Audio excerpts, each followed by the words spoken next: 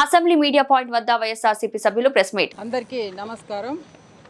ఈరోజు హౌస్లోకి అంగన్వాడీ సమస్యల మీద క్వశ్చన్ రావడం జరిగింది.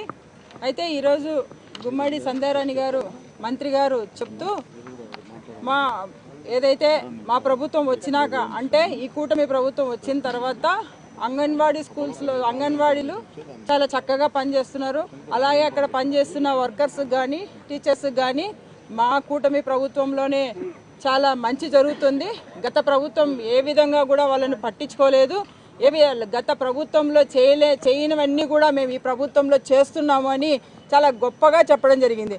అంటే ఈరోజు ఆమె స్టేట్మెంట్ చూస్తే చాలామంది అంగన్వాడీ వర్కర్స్ అంగన్వాడీ వాళ్ళంతా కూడా చాలా ఇదిగా ఫీల్ అవుతారు. అంటే మీరు ఇక్కడ ఒక విషయం గమనించాలని సంధ్యారాణి గారికి నేను స్ట్రైట్గా అడుగుతున్నాను. అమ్మ, గత ప్రభుత్వానికి ఈ ప్రభుత్వానికి మీరు కంప్లీట్గా కంపేర్ చేసుకొని ఒకసారి స్టడీ చేయండి అని నేను ఈ సందర్భంగా కోరుతున్నాను. ఈరోజు మీరు అంగన్వాడీ వాళ్ళకు మంచి చేసింటే గత 3 రోజుల నుంచి ఎందుకు వాళ్ళు మహాధర్నా చేపట్టడం జరిగింది? ఈ సందర్భంగా నేను అడుగుతున్నాను.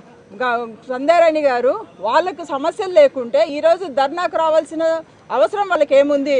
వాళ్ళు 23వ తేదీ నుంచి 27 వరకు ధర్నా ప్రకటించారు. స్టిల్ ఇప్పుడు కూడా కంటిన్యూ అవుతోంది. మీరు ఎక్కడ ఆపుతున్నారు? మీరు ఏమైనా చర్చలు జరిపించారా? ఎక్కడ జరిపించలేదే. వాళ్ళ డిమాండ్స్ కూడా ఈరోజు వాళ్ళు క్లియర్గా చెప్పడం జరుగుతుంది. వాళ్ళు ఈరోజు అంగన్వాడీ వాళ్ళు అడుగుతోంది, వాళ్ళకు వేతనాలు పెంచాలని అడుగుతున్నారు.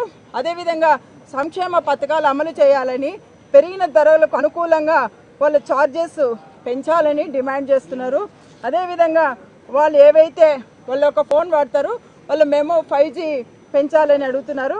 అదేవిధంగా 164 సూపర్వైజర్ పోస్టులు ఫిల్ చేయాలని, వేతనాలతో కూడిన మెడికల్ లీవ్లు వాళ్ళకి ఇవ్వాలని, అన్ని యాప్లు కలిపి ఒకే యాప్గా తీసుకురావాలని, పెరిగిన ధరలకు అనుకూలంగా తక్షణమే వాళ్లకు కనీసం 29,000 జీతం పెంచాలని వాళ్ళ డిమాండ్స్ పెట్టారు. ఈ డిమాండ్లలో వాళ్ళు ప్రకటించిన డిమాండ్లలో ఏ ఒక్క డిమాండ్ అయినా మీరు నెరవేరుస్తున్నారా? నెరవేర్చే ఆలోచన మీకుందా? ఉంటే ఈరోజు ఎంత ధర్నా జరుగుతోంది, వాళ్ళని కూర్చోబెట్టి మీరు ఎందుకు చర్చలు జరపలేదు? ఒకవేళ చర్చలు జరిగింటే మీకు వాళ్ళ ఫలితం లేదా అని అడుగుతున్నాను.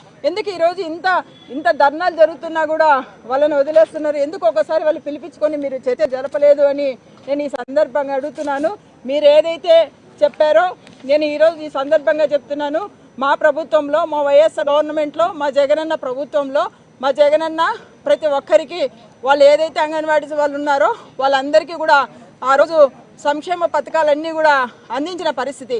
ఈరోజు మీరు ఎందుకు అందించలేదు అని నేను ఈ సందర్భంగా అడుగుతున్నా.